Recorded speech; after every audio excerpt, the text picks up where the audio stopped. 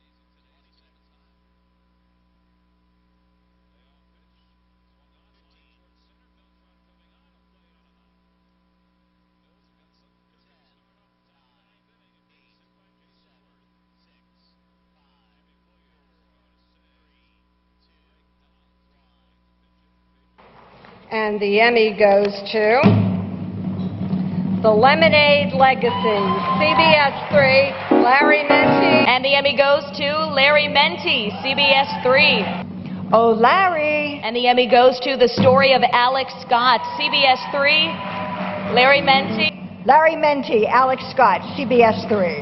The Emmy goes to The Beanie Baby Soldier, CBS 3, Larry Mendte. Larry Mendte, a regular fixture at the podium at Mid-Atlantic Emmy Awards year after year, has had a stellar career as a newsman, has worked all across the country, landed in his hometown of Philadelphia, and now is the target, excuse me, of an investigation by the U.S. Attorney's Office because of alleged improprieties when it comes to reading his co-worker's email. It's hard to believe that this kind of thing would befall someone, but it has, and we're giving you an opportunity to tell us what you think about it and what you think should happen to him. We're going to go right back to the telephone line. So many people want to join in with this topic, which started in the Philadelphia area and now has just spread. The buzz is all over the country about it. Bernie joins us now. Hey, Bernie, it's your call. Hello. Hi, how are you? I'm doing fine, thank you. Tell me what you think about this. What should happen to Larry Mendte if, in fact, he pleads guilty to this or they prove he did it?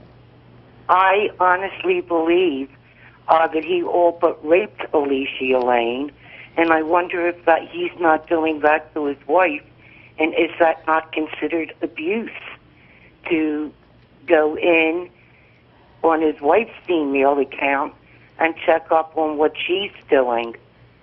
Well, we don't have any indication that that's happened, but you're saying that this is a violation of his co-worker. Oh, no doubt about it. Okay, so do you think he should go to jail? I think he needs psychological help. I think he needs to be fined. I believe that he should go to jail. Anybody else would go to jail if they did it. What sets him apart from John Q. Public, myself, or my son, if we invaded somebody's email account? Okay. I think it should be a federal crime. All right, Lisa, thank you. I'm sorry I misidentified you as Bernie, but I'll get to Bernie in just a second, but thanks. I appreciate your call. Robin, you wanted to weigh in there?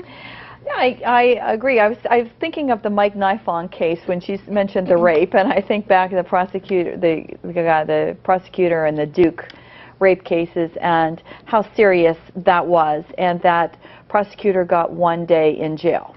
So if we think about this, you know, the likelihood of Mendte getting jail time is not great, although I do share the sentiments that it's a very serious crime, and I think he should get some jail time. All right, let's find out what people around the region had to say as well. For that, we're going to check back in with our It's Your Call contributor, Kevin Walsh, who has some more viewer opinions on that very topic. Hey, Kev. Okay, let's mix it up a little bit. Different perspective on people's comments this time, now that we have more information about what the acting U.S. Attorney says Larry Mendte did.